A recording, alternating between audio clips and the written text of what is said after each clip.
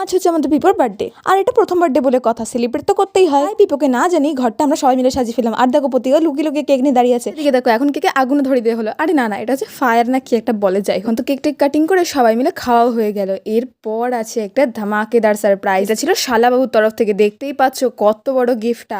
আমি তো জানতাম না এর ভেতরে কি আছে, কেউই জানতো না শুধু শালাবাবু ছাড়া। শালাবাবু মানে হচ্ছে আমার কাকাই, প্রতীক কাকাই।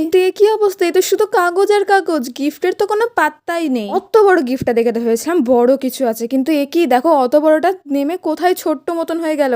এর ভেতর কি আদেও কোনো গিফট আছে? তোমাদের কি মনে হয়? তাড়াতাড়ি করে কমেন্ট করে জানাও। এই মাছের অ্যাকোয়ারিয়ামের খাপটা দেখে ভেবেছিলাম এটাই হয়তো গিফট, কিন্তু ও বাবা, তার ভেতর আরো ছোট ছোট খাপ। এবার থেকে তো বেশি এক্সাইটেড আমি ছিলাম দেখার জন্য যে এর ভেতর গিফটটা অ্যাকচুয়ালি কি আছে। দেখো অত বড় গিফটটা কইটুকু হয়ে গেল, কিন্তু এখনো র্যাপ খোলাই শেষ হলো না। আর এবার মনে হচ্ছে ফাইনালি গিফটটা চলেছে। ইয়েস গাইস, এর ভেতর ছিল একটা স্মার্ট ওয়াচ।